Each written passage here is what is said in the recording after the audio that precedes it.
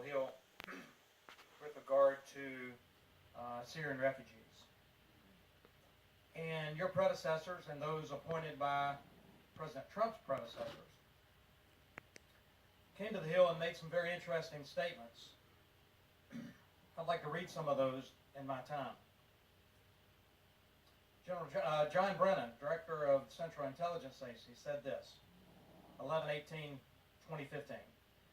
I think it makes it even more incumbent on the security and intelligence professionals to make sure that we're able to look at individuals who are coming into this country with an eye toward what it is that we might know about individuals or ways that terrorist organizations might try to secret people into these networks, into these refugee flows. Would you agree with that statement?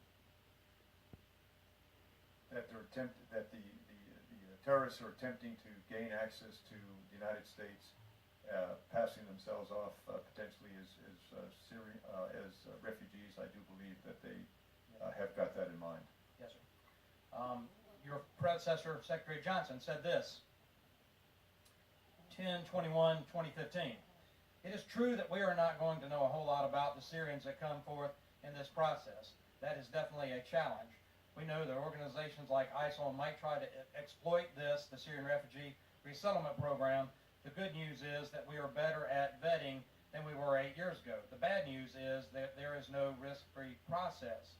He went on to say, 10/8/2015, I guess that was a little earlier, but the Syrian refugees are a population of people that we're not going to know a whole lot about.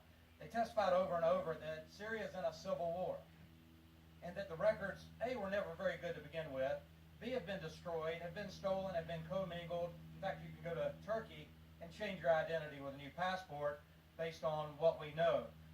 Director of National Counterterrorism Center in this committee on 10/8/2015 said this, Nicholas Rasmussen. The intelligent picture we have had of this, the Syrian conflict zone, isn't what we'd like it to be. You can only review refugees' submitted background data against what you have. How this is different than Iraq is we had people in Iraq, we were working on the Iraqi government. We don't know a whole lot about the Syrians. General Clapper, retired General Director of National Intelligence, said this, as Syrian refugees descend on Europe, one of the obvious issues that we worry about, and in turn as we bring refugees into this country, is exactly what is their background. We don't obviously put it past the likes of ISIL to infiltrate operatives among these refugees. That is a huge concern of ours. Director of FBI, James Comey, said this, we can only query against that which we have collected. And so if someone has not made a ripple in the pond in Syria on a way that would get their identity or interest reflected in our databases, we can only query our databases until the cows come home, but nothing will show up because we have no record of that person. Ladies and gentlemen, the issue at hand that President Trump has recognized is that we don't have a whole lot of information on people from the war-torn areas. And ISIL has said they will infiltrate the refugee resettlement program and the migration into Europe. This is the pause for 90 days so that our intelligence folks can try to get this right.